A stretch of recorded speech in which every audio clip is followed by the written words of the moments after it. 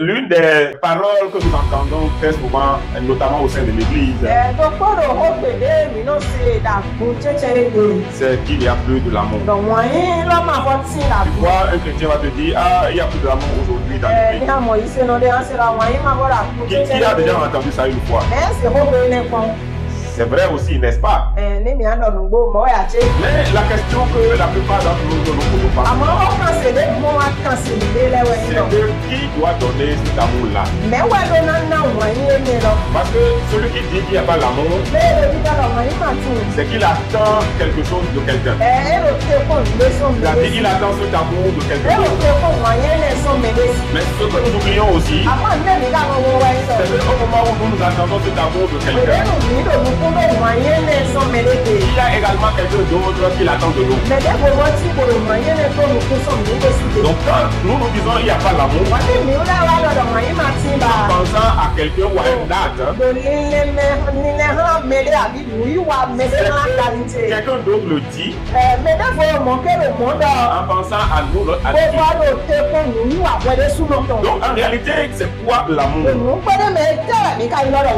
Comment est-ce que nous pouvons vivre cet amour? L'amour est essentiel pour la vie de chaque enfant. Dis avec moi l'amour. Alors, en matière d'amour, la Bible nous montre trois catégories de personnes que nous devons incessamment aimer. La première catégorie de personnes à aimer, c'est Dieu. La deuxième catégorie de personnes, c'est nous-mêmes. La Bible dit quoi? Aime ton prochain comme toi-même. Oui. C'est son prochain. Il veut aimer Dieu à trois grandes dimensions. Nous devons l'aimer de tout notre cœur. Mais tout ça veut dire avoir la passion de Jésus. Ne vous contentez pas donc de faire des choses, mais faites-les avec passion pour Dieu. Quand nous voulons faire quelque chose pour Dieu, nous avons de la passion dans la chose que nous faisons. C'est une manière d'aimer Dieu, d'exprimer son amour pour Dieu. Donc faites les choses avec passion, devenez des passionnés de Dieu. Ne soyez pas des nonchalants. Si je ne fais pas maintenant, je vais faire comment? On ne cherche pas l'amour, on donne l'amour. Si on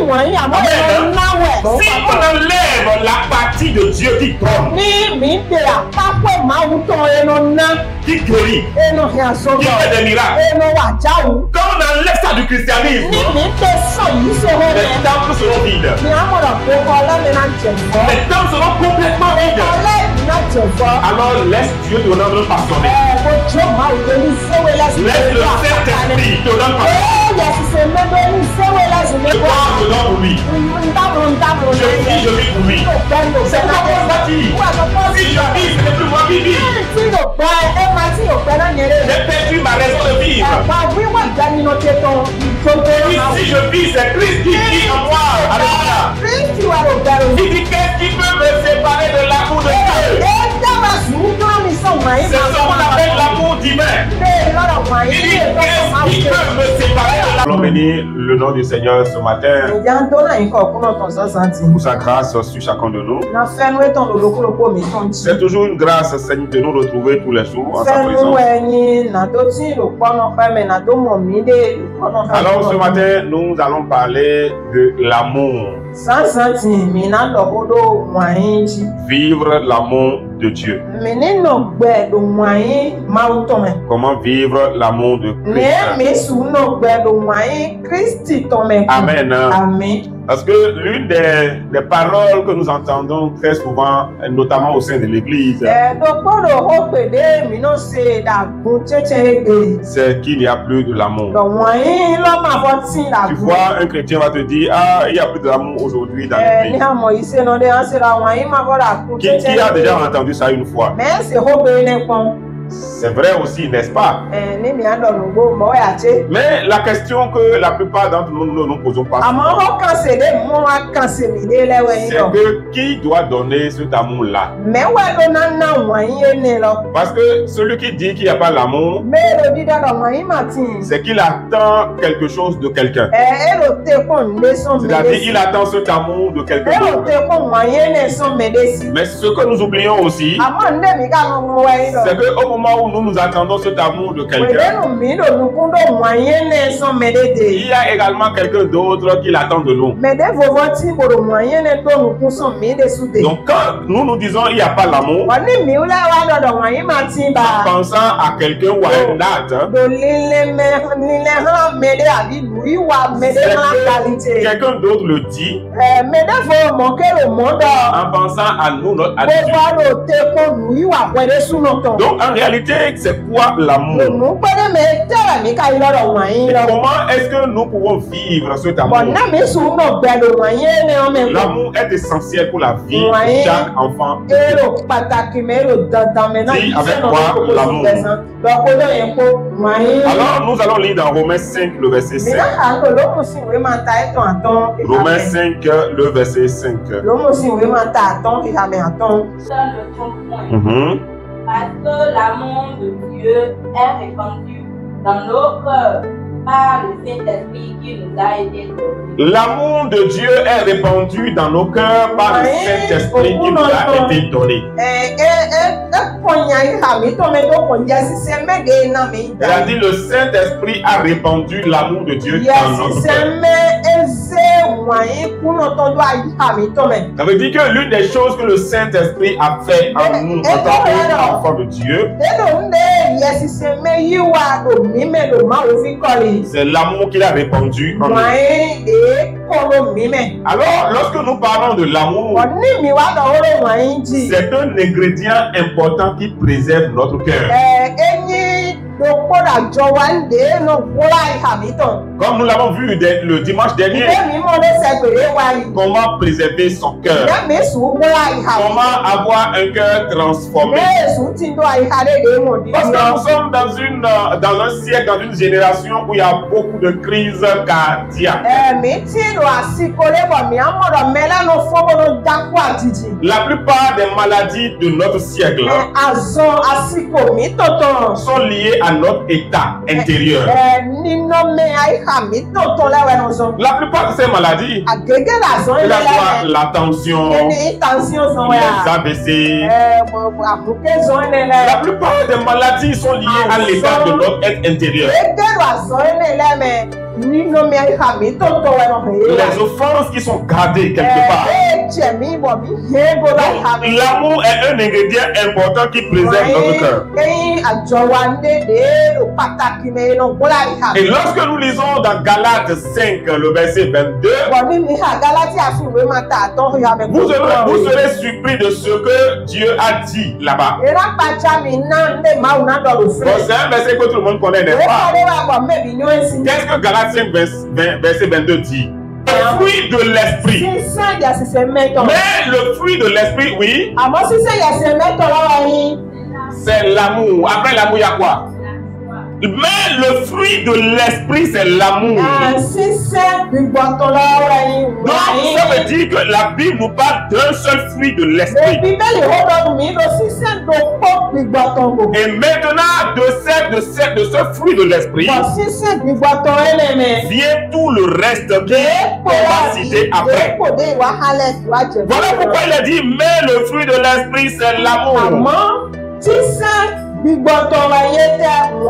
Et tout le reste là découle de l'amour. Découle dit quoi? Merci. Lorsque nous manifestons, nous recherchons l'amour, ou bien la recherche de l'amour est égale à la retrouvaille de tous les autres fruits qui viennent après. Pourquoi? Parce que tous les autres fruits découlent de l'amour. Parce que quand nous lisons dans 1 Corinthiens 13, vous allez encore voir la description que Dieu a donnée de l'amour là-bas. Quand on parle de l'amour, dans la tête de Dieu, qu'est-ce que cela représente? Quelles sont les caractéristiques? Dis-moi si tu as trouvé. 1 Corinthiens 13 à partir du verset 1 en allant. Quand je parlerai les langues des hommes, Oui. je n'ai pas la charité. Oui. Je suis un dernier qui résonne ou qui s'évale, qui retentit. Oui. Et quand j'aurai le don de prophétie, Quand je prophétise, tout le monde acclame. Si je n'ai pas l'amour, la science de tous les mystères et toute la connaissance, quand j'aurai même toute la foi jusqu'à transporter des montagnes, on parle de quelqu'un qui fait des miracles. On parle de miracles authentiques, on ne parle pas de quelqu'un qui allait faire des pactes sataniques. Donc on dit, si j'ai la foi même qui transporte les montagnes, si je n'ai pas l'amour, si je n'ai pas la charité, oui, je ne suis rien. Ça veut dire, ça rejoint encore à ce qu'on vit. Non, c'est pas fini. Ça rejoint encore ce qu'on a dit dans l'école des cours de fondement dimanche dernier. Vous comprenez maintenant? Ça veut dire que ce n'est pas ce que nous faisons qui est quelque chose. C'est la motivation qui soutient ce que nous faisons. Il dit, si j'ai la foi, je prophétise. J'ai la foi même qui déplace les montagnes. Si ce n'est pas motivé par l'amour, Dieu dit, je ne suis rien. Vas-y. quand je distribuais tous mes biens pour la nourriture des pauvres, Même si je fais de l'aumône avec tout ce que j'ai, quand je livrais même mon corps pour être brûlé, si ce n'est pas motivé par l'amour, cela ne sert à rien. Maintenant, écoutez, on commence maintenant par donner les descriptions de l'amour. La charité est quoi? Patience, n'est-ce pas?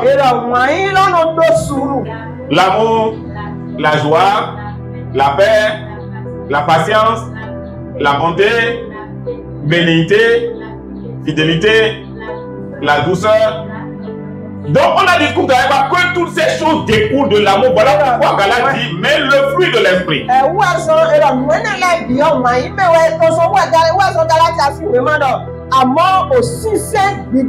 Maintenant, il y a Paul, même Paul qui nous explique ici que l'amour est patience. Mais pourtant dans Galate, on a dit que patience est un des fruits de l'esprit.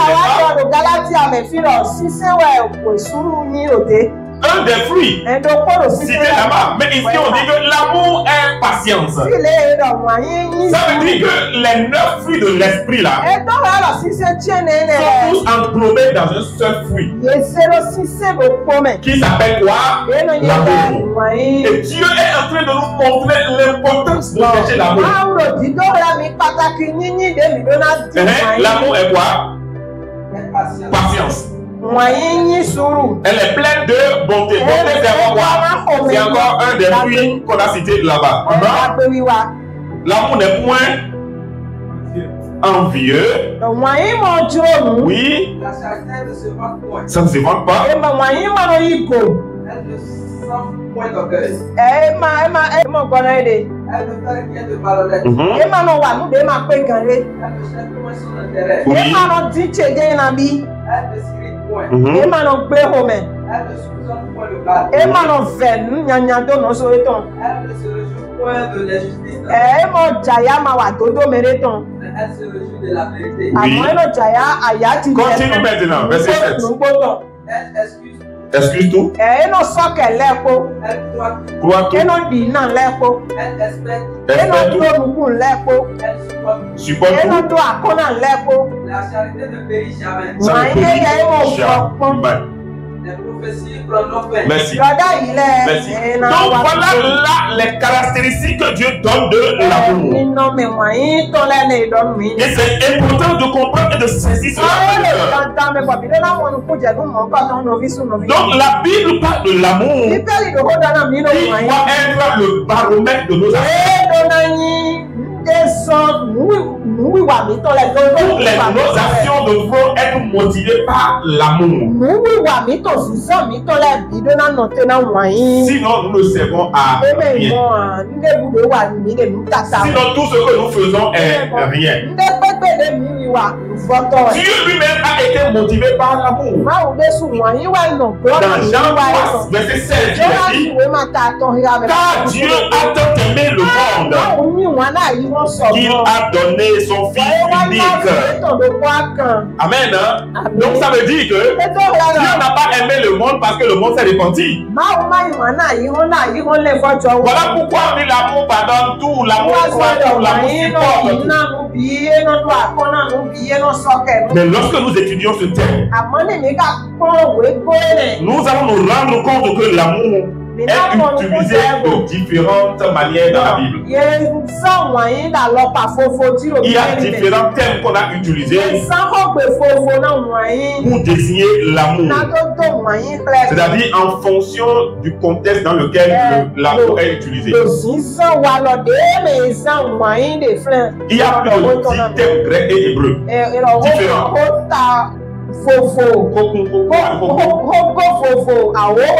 Non, plus de 10 termes qu'on a utilisés à la place de l'amour, pour désigner l'amour. Mais nous, en français, puisque le français est tellement pauvre, il y a un seul mot pour parler de ce thème-là. Et le seul mot, c'est amour. Mais quand vous lisez la Bible, en fonction de ce que l'on veut parler, il y a un terme précis qu'on utilise. Parce que le grec a chaque mot pour chaque chose. Mais nous allons parler de trois. Le premier, c'est ce qu'on appelle Philéo ou bien Philadelphia. Vous connaissez une église comme ça dans la Bible, non? Voilà. Philéo ou Philadelphia. Ça parle de l'amour fraternel. L'amour entre deux frères et sœurs, ou deux frères ou deux sœurs. Donc quand la Bible veut parler de l'amour entre deux frères et sœurs, le terme qu'elle utilise, c'est Philéo ou Philadelphia. Mais cet amour aussi, un Corinthien dit quoi? L'amour ne cherche point ses propres intérêts. Donc là où cet amour l'a failli, c'est quand maintenant les intérêts entrent en jeu pour les frères se combattre. Quand un intérêt entre en jeu, si par exemple les parents meurent et laissent un héritage les frères, ils peuvent se tuer à cause de l'héritage, n'est-ce pas? C'est là où l'amour Philéo ou bien Philadelphia n'est pas parfait. C'est ça. Il y a également le second terme qui est Eros. Et c'est souvent ça qu'on a ça qu'est ici le mot érotique. C'est l'amour qui existe, l'amour sentimental qu'un homme éprouve envers une femme. L'amour est Eros. Donc le grec n'utilise pas le mot amour pour tout. Mais il a un mot spécial qu'il utilise. Donc quand on veut parler de l'amour qu'un homme peut éprouver, l'amour sensuel ou sexuel, c'est de cela, la Bible appelle cela l'amour Eros. Mais la faille de cet amour se trouve où? Le même homme qui a dit à cette femme-là, sans toi je ne suis rien. es mon cœur ou tu es le battement de mon cœur ou bien tu es tout ce qu'il y a dedans. Une fois qu'il a marié la sœur et que les deux ont fait un enfant, 2 enfants, 3 enfants, ce amour-là se déplace, le même amour qui était dans le cœur se déplace encore vers une autre personne dehors. Voilà pourquoi le même homme peut dire à 5 différentes femmes, c'est toi le battement de mon cœur.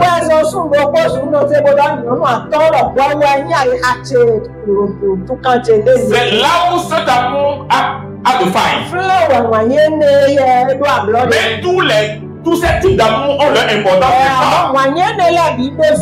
Je ne peux pas aimer mon frère ou ma soeur comme je peux aimer l'amour que je dois éprouver à mon frère et soeur des mêmes parents ne peut pas être le même que l'amour que je dois éprouver à ma femme, n'est-ce pas?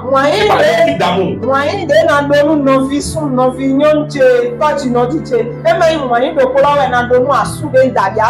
C'est un amour différent. Mais les deux sont nécessaires. J'ai besoin d'aimer mon frère et ma soeur. J'ai besoin d'aimer mon épouse. J'ai besoin d'aimer mon mari. Mais ces amours faillissent toujours. Mais quand on parle de l'amour de Dieu, que le Saint-Esprit va répandre dans le cœur, ce n'est ni l'amour Eros, ni l'amour Philadelphia, mais c'est le terme qu'on utilise souvent, agapé.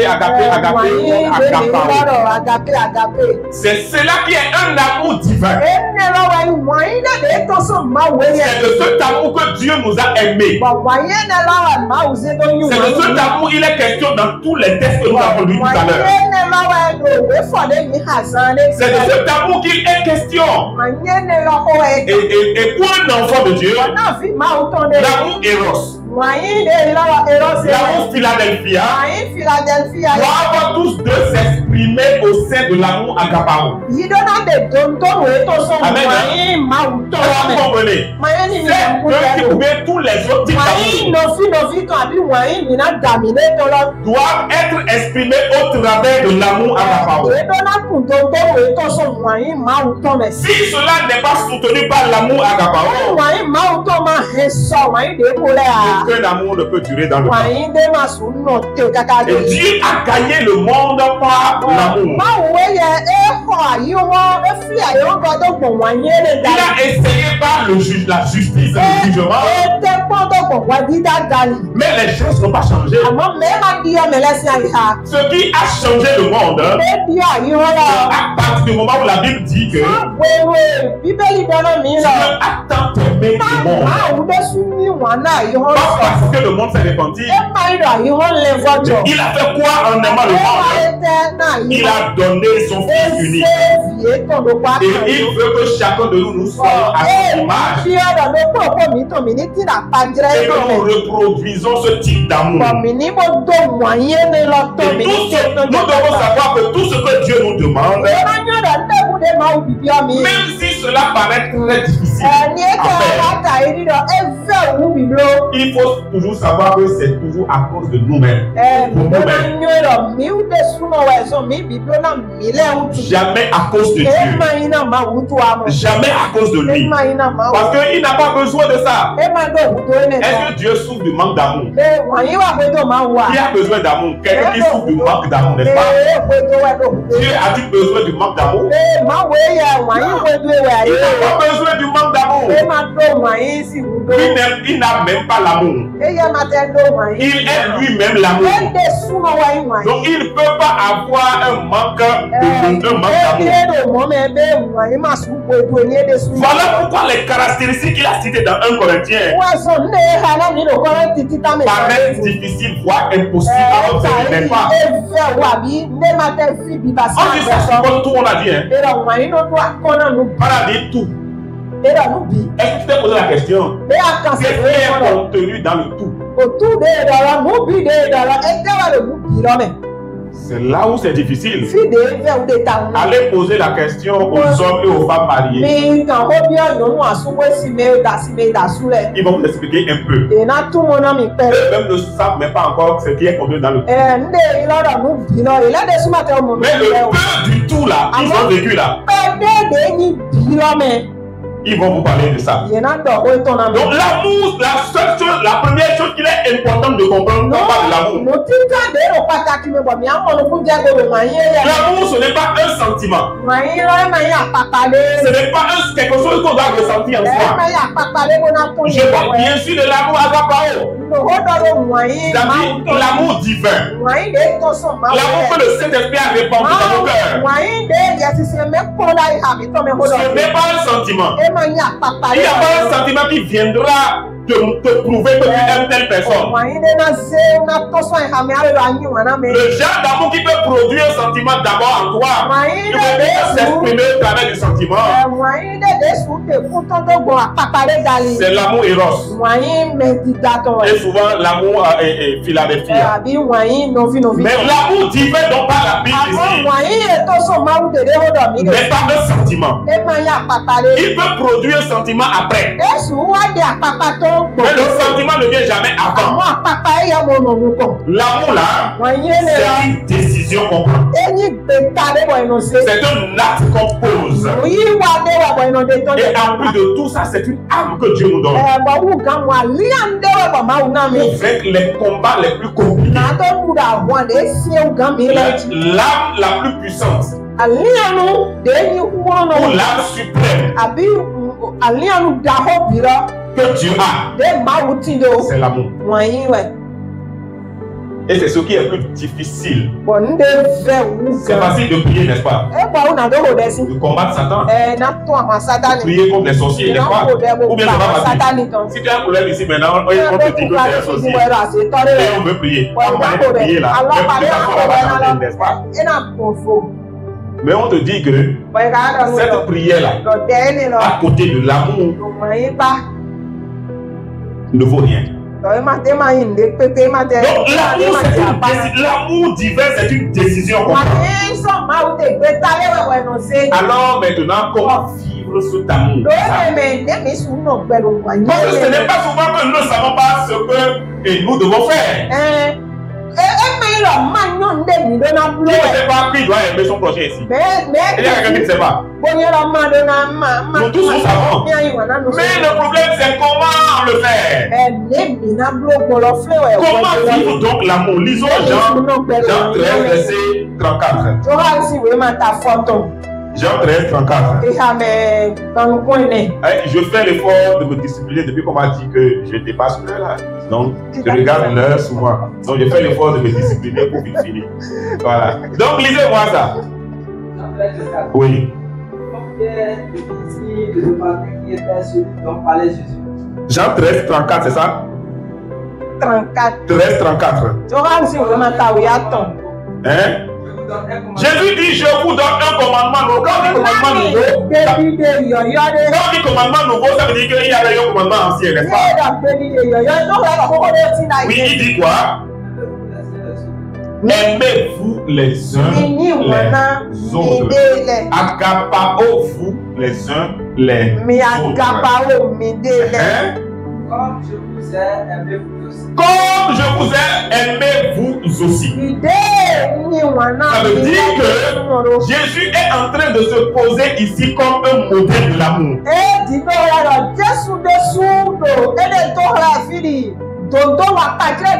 La référence que nous avons, que la Bible nous donne en matière d'amour, c'est et comment ce Christ a aimé. Il a dit, si vous voulez vous aimer les uns les autres, regardez à comment moi je vous ai aimé. C'est ce que le verset veut dire simplement. Maintenant, comment il a aimé? Lisons Jean 15, 12 et 13. Jean 15, 12 et 13. Jean 15, 12 et 13. Oui. C'est ici mon commandement. Il revient encore. Aimez-vous les uns les autres. Comme je vous ai aimé, 12, 13. Il n'y a pas de plus grand amour que de donner sa vie pour ses amis.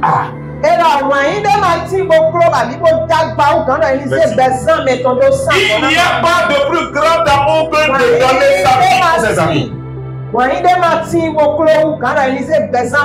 a dit comme je vous ai aimé, et qu'il n'y a pas de plus grand amour que de donner sa vie pour ses amis,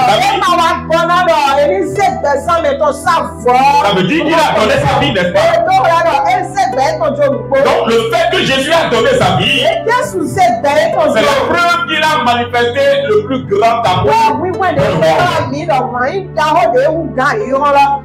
Alors, en matière d'amour, la Bible nous montre trois catégories de personnes que nous devons incessamment aimer.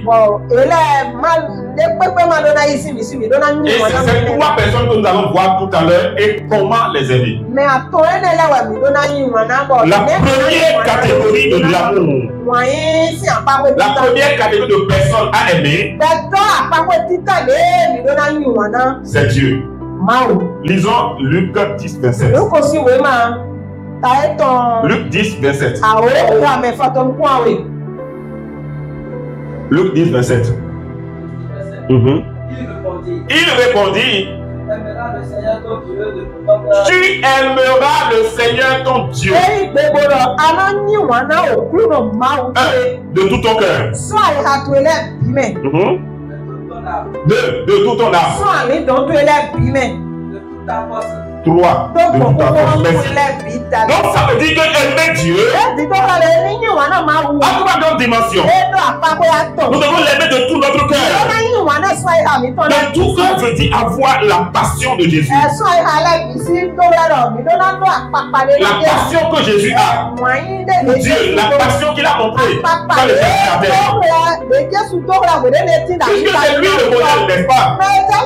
Ne vous contentez pas donc de faire des choses, mais faites-les avec passion pour Dieu. Quand nous voulons faire quelque chose pour Dieu, montrons de la passion dans la chose que nous faisons. C'est une manière d'aimer Dieu, d'exprimer son amour pour Dieu. Donc faites les choses avec passion, devenez des passionnés de Dieu.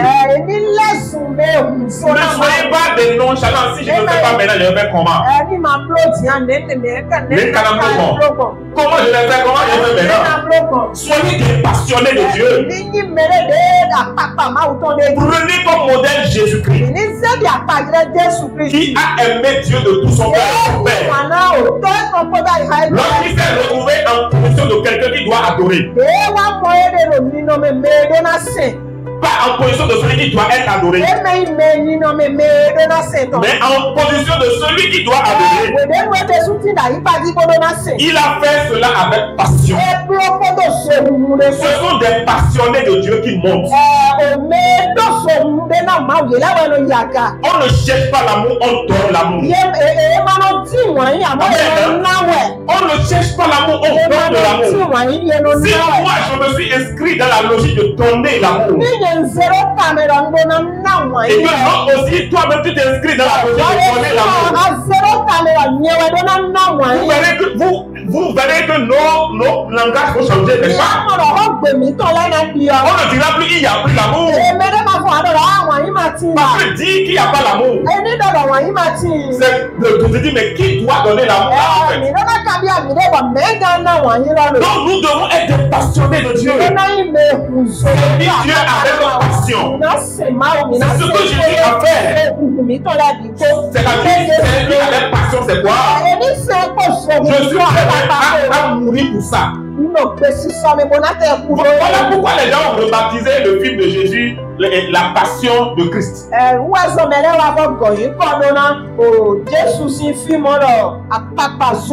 C'est-à-dire être passionné de quelque chose, c'est être prêt à mourir pour la chose. Accepter de souffrir pour la chose sans même ressentir la souffrance. Se livrer complètement à la chose. Sans même se poser la question. C'est ça, aimer Dieu de tout son cœur. Je voudrais te poser cette question. Es-tu un passionné de Dieu ou un nonchalant de Dieu? Un nonchalant, c'est-à-dire quelqu'un qui est là, qui ne sait pas comment comme ça, mais là, comment on va faire? Ou bien tu es quelqu'un comme ça. Tu dois être un passionné de Dieu. Tu dois refuser d'être dans la catégorie de ceux-là qui sont avec Dieu, qui ont choisi Dieu pour ce que Dieu va le faire ou doit le faire.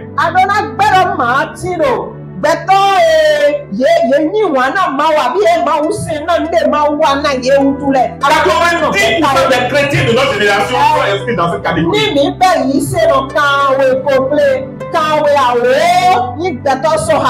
on enlève la partie de Dieu qui donne, qui guérit, qui fait des miracles, quand on enlève ça du christianisme, les temples seront vides. Les temples seront complètement vides. Alors laisse Dieu te rendre passionné.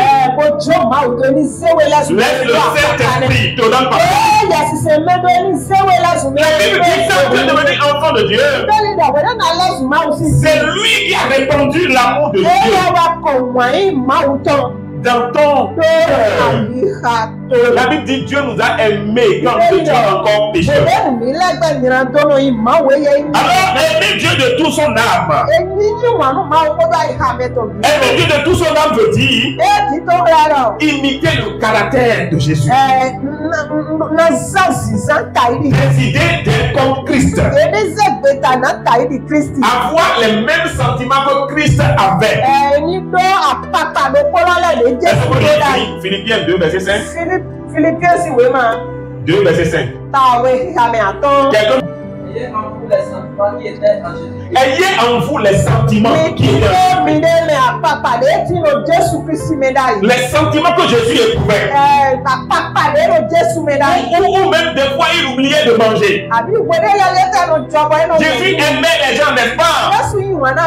Jésus servait les gens, n'est-ce pas? Jésus était un modèle d'humilité, n'est-ce pas? Il était un modèle d'amour, n'est-ce pas? Il était un modèle de pardon, n'est-ce pas? Jésus était souvent en joie. Il était souvent attristé quand un malheur arrive à quelqu'un. La Bible dit que nous devons avoir les sentiments qui étaient en Jésus.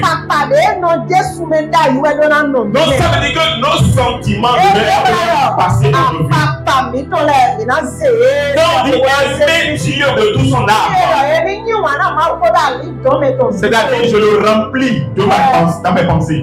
Je le remplis de lui. Je donne pour lui. Je vis pour lui. C'est quoi qu'on va dire? Si je vis, ce n'est plus moi qui vis. J'ai perdu ma raison de vivre. Si je vis, c'est Christ qui vit en moi. Alléluia. C'est Christ qui vit en moi. Il dit qu'est-ce qui peut me séparer de l'amour de Dieu? C'est ce qu'on appelle l'amour divin. Il dit qu'est-ce qui peut me séparer de l'amour de Dieu? Il dit est-ce que c'est la faim? Est-ce que c'est la tribulation? Est-ce que c'est le manque? Est-ce que c'est la nudité? Est-ce que c'est la mort? Est-ce que c'est la vie? Il dit rien ne peut me séparer de l'amour de Dieu. Alléluia. Rien ne peut me séparer. Quand qui dit ça? Il vient de loin. Sa foi a été éprouvée de toutes les manières. Et lui-même est convaincu qu'il n'y a pas encore quelque chose qui existe. sur la terre des vivants. Et qui va lui l'amener à se séparer de l'amour de Dieu. Alléluia. Est-ce que Dieu peut avoir des chrétiens comme ça au sein du mandat? Il faut que nous soyons motivés par l'amour. Nos actions soient motivées par l'amour.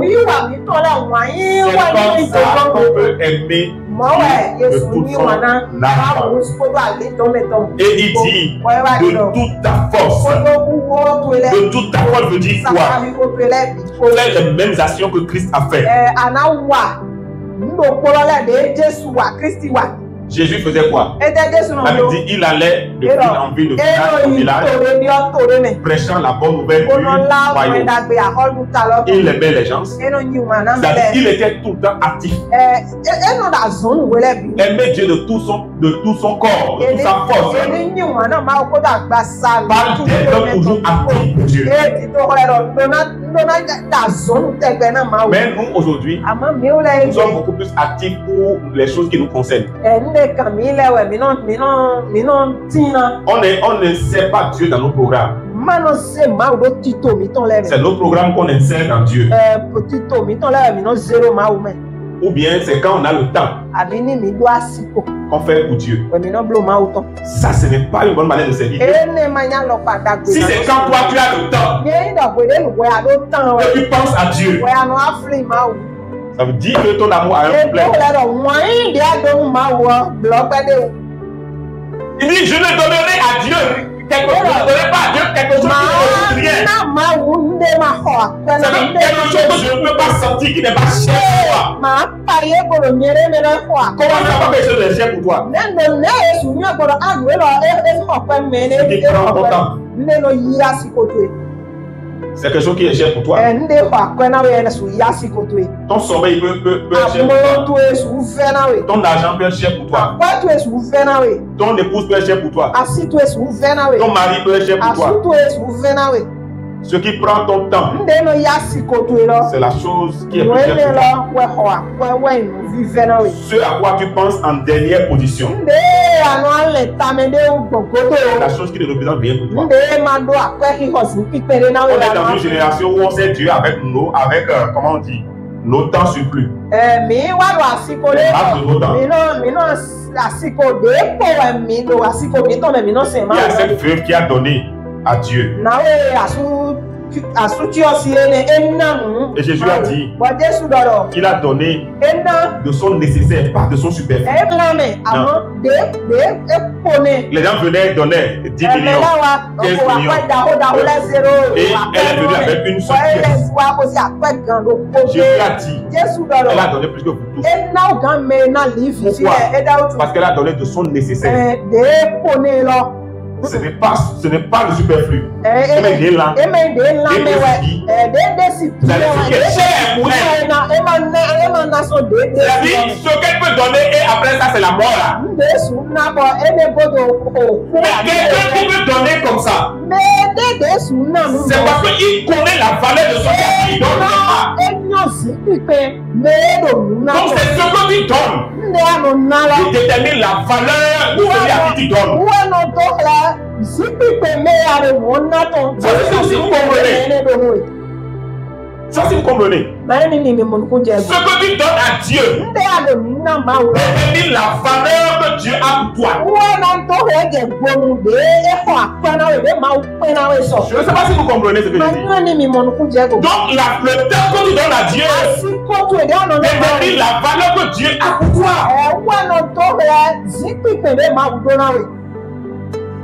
Il y a des gens qui ne viennent pas à l'église simplement parce qu'ils sont fatigués. J'ai voyagé hier, je suis un peu fatigué. Mais si c'était le travail, si c'était dimanche soir, tu allais faire à cause juste là, tu reviens à la maison à 3h, alors qu'à 3h du matin. Alors qu'à 8h, tu dois aller au travail. Et tu vas dormir jusqu'à 9h. Hein? Voilà. Que Dieu nous aide à l'aimer de tout notre cœur, de toute notre âme et de toute notre force. C'est-à-dire être actif pour lui.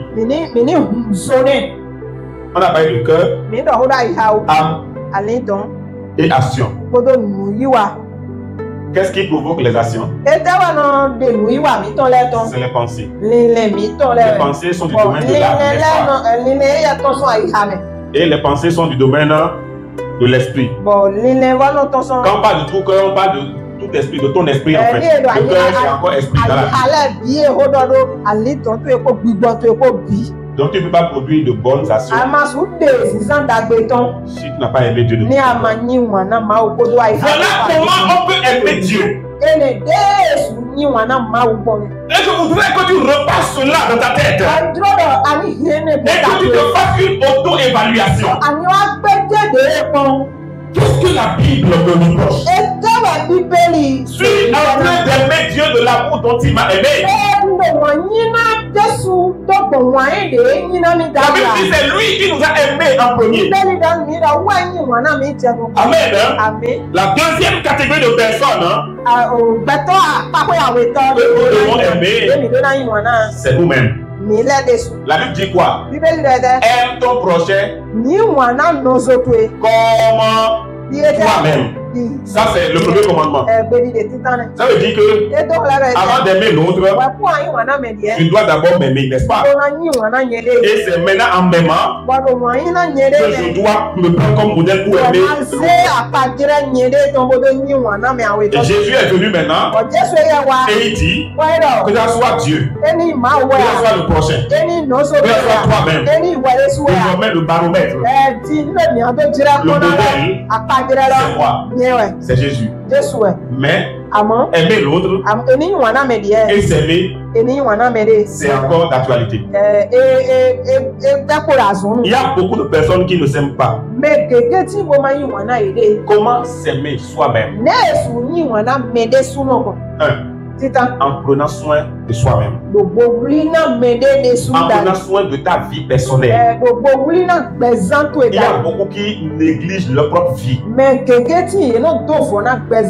au profit d'aimer les autres. En prenant soin de sa vie spirituelle, sa vie émotionnelle, sa vie physique. Si aimer Dieu implique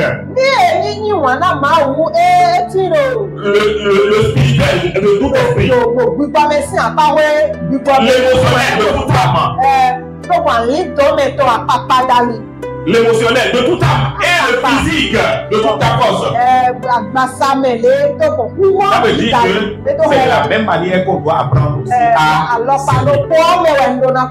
Tu dois apprendre à t'aimer spirituellement. C'est-à-dire nourrir ta vie spirituelle régulièrement par la méditation de la parole. De la même manière où quelqu'un qui ne mange pas physiquement peut sentir la faiblesse physique. Et devant certains combats de la vie, il ne peut pas réagir. Il ne peut pas réagir comme cela. Parce qu'il manque de force. De la même manière, tu vas manquer de force spirituelle devant certains combats spirituels. Si ta force spirituelle est faible. Et c'est le problème dont nous, les hommes de Dieu, nous souffrons beaucoup. C'est la maladie dont les hommes de Dieu nous souffrons beaucoup. On passe plus de 10 heures dehors à aider les autres. Parfois 24 heures au dehors. Simplement en priant pour les gens. Et jusqu'à perdre nous-mêmes notre vie spirituelle. L'onction que Dieu donne à chaque personne n'a jamais été pour lui-même.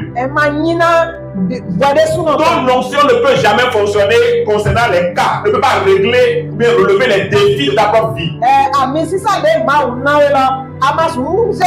ne peut pas régler les problèmes spirituels de ta propre vie. Mais ça va régler les problèmes de la vie des autres. Mais ce qui entretient ta propre vie spirituelle personnelle, c'est le temps que tu passes dans la présence de Dieu. C'est la présence de Dieu qui te protège. Donc tu ne dois pas confondre la présence de Dieu et la puissance de Dieu. La présence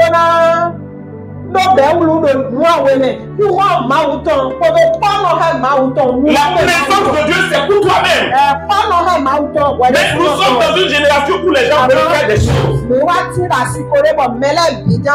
Ils veulent démontrer Dieu. Ils veulent démontrer des choses. Mais ne sachant pas que ce que Dieu désire le plus, c'est leur présence. Dans sa présence. Amen. Dieu te veut plus avec lui qu'avec les autres. Pourquoi? Parce que celui avec qui tu passes plus de temps, c'est lui que tu connais mieux. C'est pas si vous comprenez. Celui avec qui tu passes le plus de temps, tu le connais mieux. Et c'est cela qui explique le fait qu'il est prioritaire dans ta vie. Si on quitte ici maintenant, d'autres vont aller rendre visite à leurs amis. Mais pourtant, ils ont plusieurs amis. Mais pourquoi ne vous posez pas la question de savoir pourquoi on choisit souvent tel et non tel?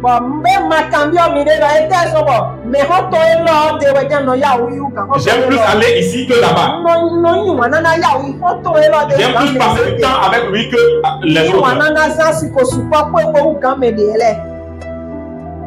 Dieu veut que nous puissions passer plus de temps avec lui. Donc nous devons entretenir notre vie spirituelle par la méditation de la parole de Dieu, de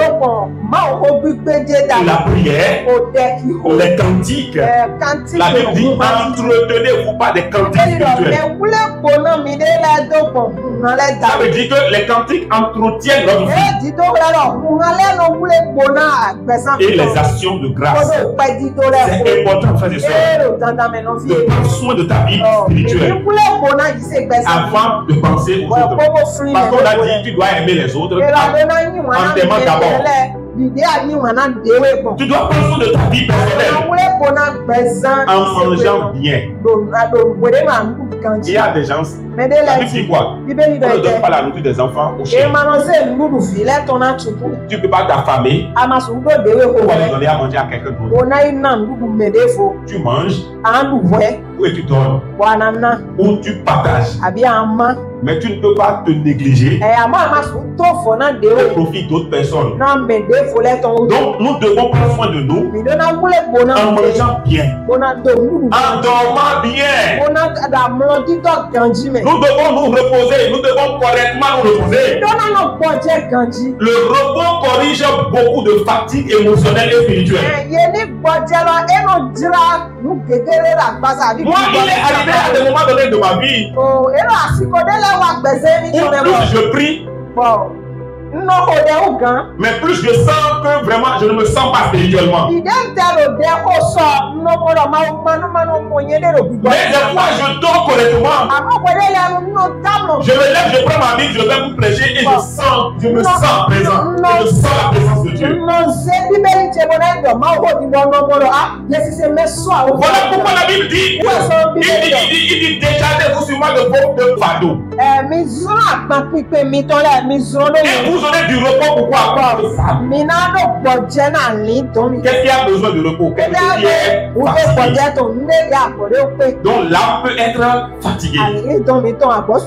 Une âme qui est fatiguée doit chercher du repos dans le Seigneur. Donc nous devons bien dormir, définir nos loisirs et les pratiquer. Nous prêchons moins ces choses-là comme si nous n'avons pas besoin.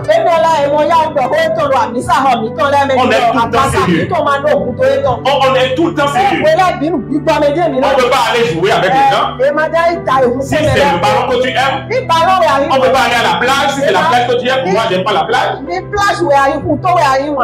On ne peut pas aller au restaurant, tellement de calculs. Non, non, il faut comme ça. Il faut comme ça. Va manger aujourd'hui dans un restaurant. Tu vas voir qu'après là-bas, tu vas sortir. C'est pas tous les jours. Mais fais ça de temps en temps. C'est toi qui cherches l'argent. Il faut te faire, il faut aimer ta vie. Donne à ta vie ce qui peut le faire bien. Si on peut aller manger au restaurant, va jouer à la carte avec des amis au quartier. Ça ne te rend pas Chanel. En quoi ça te rend Chanel? Ça te rend Chanel en quoi? Non, va visiter les amis. Jésus allait visiter les amis des femmes. Il allait manger avec les gens. Il allait pêcher des poissons avec les gens. N'est-ce pas? C'est son loisir. Donc définis tes loisirs. Fais-toi plaisir. Prends soin de ton corps. Ne te laisse pas gonfler comme un ballon. Non. Ne laisse pas les graisses t'envelopper en te faisant croire que c'est la bénédiction de Dieu. C'est la maladie, oui. Et tu grossis, elle dit, la bénédiction là. Dieu, ça va pour toi, hein. C'est pas la bénédiction. C'est la maladie. Va faire du sport. Tu ne vois mon corps. L'exercice physique, la Bible dit l'exercice physique est utile à peu de choses. Ça veut dire que quoi? Quand on dit utile à peu de choses, ça veut dire que c'est quand même utile à quelque chose.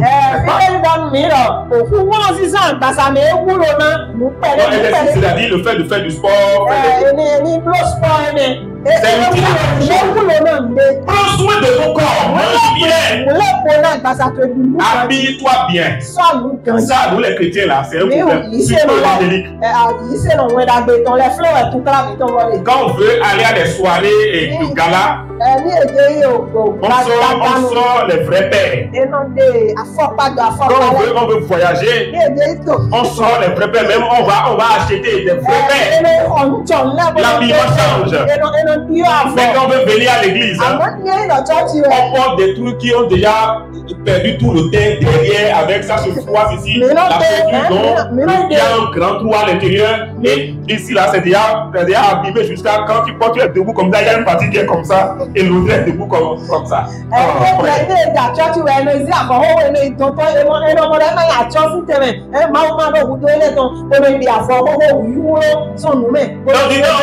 Tu vas porter, oui, prends soin de ça. Demain, dimanche. Ou bien demain, on va aller à un rassemblement des frères. Prends des chaussures et cire-les. Si tu n'as pas de l'argent pour aller te soumettre à prendre ton chaussure et cire-le bien. Ton habit, le seul que tu as. Ça correspond. Et repasse ça. Et quand on te voit marcher, on sait quand même que celui-là, il n'a pas grand-chose. C'est un responsable. Sans que la personne ne te connaît. Quand on te voit marcher dans les rues, la manière dont tu t'es habillé, même si c'est un vêtement pauvre, on sait que celui-là, il est responsable. Mais quelqu'un qui porte un habit dont le col est déchiré, et il dit non, c'est l'église, et il porte un pantalon qui est gros, avec une chaussure bizarre.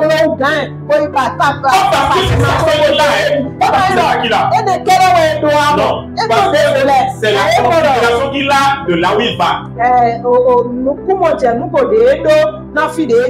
Parce qu'en voulant aller à d'autres endroits, il ne s'habille jamais comme ça. En allant rencontrer une autorité, il ne s'habillera jamais comme ça. En voulant s'habiller, il n'ira jamais comme ça. Mais en venant à l'église, non. Ça veut dire que c'est... On voit Dieu à travers la manière dont tu penses de toi. La manière, la Bible dit, nous sommes créés à son image, n'est-ce pas? Dieu est aussi propriétaire, n'est-ce pas? Donc quand on me voit debout, on va quand même sentir que celui-là, là, il ne fait pas de dire oui, tu regardes vraiment. N'est-ce pas? Mais quand tu t'habilles avec des trucs bizarres comme ça, tu t'en vas dire c'est Dieu, c'est Dieu. Habille-toi correctement. Sois de ton corps. Sois de ton corps. C'est très important, frère et sœur. La santé émotionnelle. Investir dans ta santé émotionnelle. J'ai déjà dit tout à l'heure, la plupart des maladies que nous traînons dans notre génération sont liées à notre état émotionnel. Les maux de tête, les maux d'yeux, les maux de nerfs, la tension, les AVC, les crises cardiaques. Toutes ces maladies sont liées à notre état émotionnel. C'est-à-dire une blessure mal gérée, une inquiétude mal gérée, la dépression, l'anxiété. Achète les bons livres et lis-les. Les livres qui parlent de la santé, des blessures émotionnelles, de la santé mentale. Lis ça. Lis ça. Parce que nous les chrétiens, ce qui nous dérange aujourd'hui, quand chrétiens qui travaillent, on l'appelle pour l'entretien. Il va aller là-bas, il va raconter la Bible comme si la personne, c'est sur la Bible a fondé son entreprise. Non, pas la grâce de Dieu. Non, pas la grâce de Dieu. Non, je ne crois pas la grâce de Dieu. Qu'est-ce que c'est l'autre? Attends, alléluia, ça concerne quoi? Ça concerne quoi? Ou bien tu dis non, sinon en réalité, j'ai fait cette formation, alléluia, et la personne dit quoi? Il y a des chrétiens comme ça. Tellement ils sont évangéliques, on dit, parle-moi de toi, il dit non, je suis marié, j'ai fait tel diplôme et tout ça, alléluia. Il dit, ah, excusez-moi. Il faut apprendre l'art de parler en public, l'art de convaincre, avec des livres comme ça, l'art de se faire des amis. Comment parler, comment prendre la parole. Voilà, les bonnes habitudes. Quand on est en face de quelqu'un, comment on peut s'asseoir. Nous fâcher quelqu'un, comment on se comporte. Mais non, mon frère, comme on est des frères là, et tu viens, tu te comportes n'importe comment. Non, non, c'est pas comme ça. Non, c'est pas comme ça. C'est pourquoi les gens ne nous considèrent pas dans la société. Parce qu'on a eu on connaît la Bible, mais on est en déphasage avec la vie sociétale.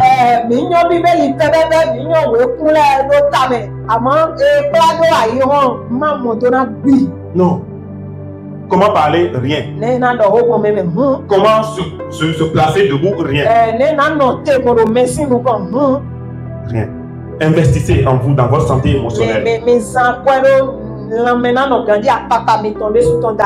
Très rapidement, la dernière catégorie, c'est son prochain. Nous avons déjà dit Jésus est le modèle d'amour. Comment aimer son prochain? Le prochain est un ami. Mais il a reproché non soumettant. Ça peut être aussi encore un ennemi. Mais la Bible dit que quand tu aimes ceux qui t'aiment, tu ne fais rien d'extraordinaire. Le modèle du monde, c'est que tu m'aimes et je t'aime. Pas plus. Mais Dieu ne nous montre pas ce modèle-là. Nous devons aimer comme Christ a aimé. La Bible dit Dieu nous a aimés pas parce que nous l'avons aimé, il nous a aimés en premier. Nous étions encore ennemis de Dieu, mais il nous a aimés. Aimer les personnes difficiles à vivre. Je vous donne une astuce que moi j'utilise pour moi-même. J'ai déjà dit tout à l'heure que l'amour ce n'est pas un sentiment. Ce n'est pas un sentiment. Très important de comprendre ça. Quand tu vas vouloir sentir avant de manifester l'amour, tu ne produiras jamais une œuvre d'amour. L'amour dont nous parlons, ce n'est pas pour l'école des nourrissons spirituels. On a parlé de ça quand? Le niveau des nourrissons spirituels, le dimanche passé. Ce n'est pas pour eux. C'est eux qui attendent. Leur type d'amour est basé sur le sentiment. Why they hold on me, they may ye made a non of big bomele, a madame or a man, when no do it on. C'est pour ceux qui. Non, c'est-à-dire eux là. Ils doivent sentir d'abord. Il y a pas yé go. Ils sont tous dirigés vers ceux qui les aiment et qui aiment. Mais quand tu as atteint le niveau de la mature, là tu vas comprendre que les sentiments sont trompeurs en amour. Les sentiments sont trompeurs en amour. Ce qui compte en amour de Dieu, c'est de prendre une décision et de poser des actes. Et c'est lorsque tu poses l'acte maintenant que le sentiment vient. Un sentiment de satisfaction. Un sentiment de joie et de paix. Ça vient. Jésus, Dieu nous a aimés. Et il a posé un acte, il a donné. Et c'est après ça maintenant que nous on a fait. Je prends l'exemple de quelqu'un qui est difficile à vivre. Comment l'aimer? Supposons que une de ces opportunités est venu passer par toi. Dieu a fait que c'est par toi, c'est-à-dire c'est ton ennemi. Ce n'est pas toi qui l'as pris comme ennemi, nous on n'a pas d'ennemi. Mais il y a des gens qui nous prennent comme ennemis, qu'on ne veut pas. Et maintenant, une de ces opportunités est tombée dans tes mains. En tant qu'homme, tu vas dire quoi? C'est bien tombé maintenant. C'est le temps maintenant pour le frapper. Qu'est-ce que David a fait? Saül cherchait à tuer David, n'est-ce pas? Mais Dieu a fait quoi? Dieu a intentionnellement livré Saül entre les mains de David. David s'est caché. Saül le poursuivait partout. Et il est venu là où David est caché. Puis de fatigue, il s'est endormi.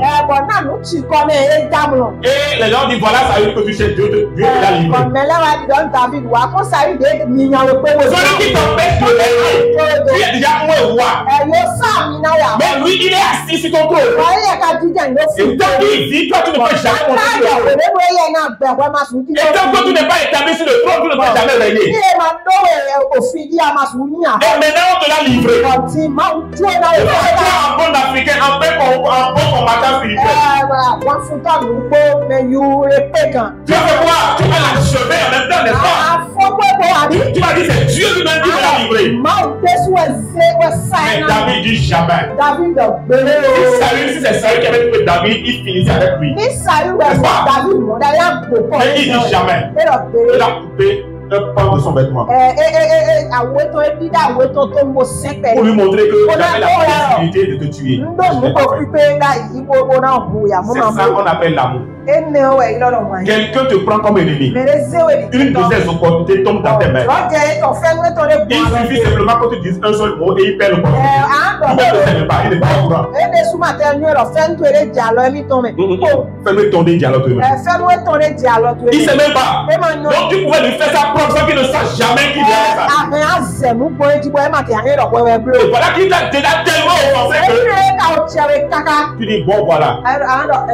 L'esprit vient. Fais-lui ça. Est-ce que je vais faire ça? Je vais faire ça. En ce moment-là, tu ne sens rien. Mais c'est quoi l'amour? Tu décides de dire du bien pour qu'il ait assez à le faire. Tu ne sens rien. Tu ne sens rien. Peut-être que c'est les pleurs qui ont commencé. Peut-être que c'est les douleurs qui ont commencé. Mais tu décides, malgré cette douleur, de lui donner l'opportunité. Et tu dis ce que tu dois dire pour qu'on lui donne. On lui a donné l'opportunité. Peut-être qu'il n'est même pas au courant. Peut-être qu'il n'est même pas au courant. C'est ça qu'on appelle l'amour. Et c'est une âme plus puissante. C'est l'âme plus puissante. Quand nous les enfants de Dieu, quand on veut dire on aime quelqu'un, ou si tu aimes quelqu'un, en face de combien de personnes difficiles, tu as déjà choisi de faire du bien. Je choisis de lui faire du bien. Ou bien quelque part où on doit prendre une décision de donner la promotion à quelqu'un. Maintenant, est-ce qu'il faut lui donner ou pas? Alors qu'il est celui qui t'a combattu. Et tu vas dire non, lui là non. Oh, ne jamais. Jamais si vous le faites, c'est fini. Voici ce qu'il m'a fait. Voici ce qu'il m'a fait. Mais tu choisis à cause de qui tu es. Ta nature, c'est de l'amour. Peut-être que tu as mal en disant ça. En disant tu as mal. Mais quand tu vas voir que quand tu vas finir de faire ça, il y a une paix et une bénédiction qui suit ça. Moi, c'est comme ça que je fais. Je ne vais jamais bloquer une opportunité de quelqu'un, quel que soit le mal qu'il va faire. Jamais. J'ai été emprisonné à cause de quelqu'un. Pendant 8 mois. La personne a refusé de se présenter. Mais Dieu m'a fait justice. Cette personne-là, j'ai eu plusieurs occasions de lui faire du bien. Et je lui ai fait. J'ai été à des endroits où on doit décider de lui. Et j'ai donné bonne parole. Il y a eu des personnes qui m'ont agressé verbalement. Et leur bénédiction maintenant est venue tomber pour passer par moi. Et on veut que je donne leur témoignage. Et j'ai accepté. Et la bénédiction passe par moi. Pendant 1 an. Mais ça ne veut pas dire que j'avais la joie au départ. J'avais mal quand je me souvenais de tout ce que ces personnes ont fait. Je lui ai dit, ce n'est pas ce que Dieu m'a appris. As-tu déjà démontré de l'amour à quelqu'un de difficile à vivre? À quelqu'un qui t'a pris comme ennemi? Je ne dis pas que quand tu vas quitter ici, tu rabattes les choses par l'idée. Comme tu ne m'aimes pas, je te donne. C'est pas ça. C'est quand l'occasion se présente. Quand l'occasion, la Bible dit quoi? On va aller pour finir. Romains 12, verset 20. Romains 12, verset 20.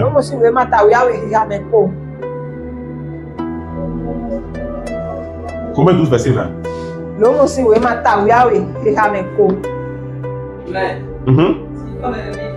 Si ton ennemi a faim,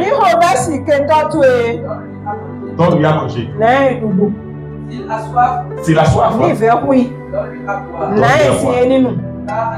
écoutez bien ça. Ça veut dire que l'amour, c'est une âme. L'amour, c'est une âme. Voilà pourquoi on dit l'amour, ça donne. Et tu vas voir, à chaque fois que tu agis comme ça, il y a une paix et une bénédiction qui vient après. Tu rends, quel que soit ce que la personne va faire, de mystique, de méchant contre toi, ça ne va jamais réussir. Jamais, jamais. C'est ça l'amour. C'est comme ça on doit vivre en société. Là où tu travailles, dans ton marché, dans ta maison, dans ta famille. C'est comme ça on peut mettre l'amour. On peut aimer son prochain. Que Dieu nous bénisse. Baissons les têtes. Parle avec le Seigneur.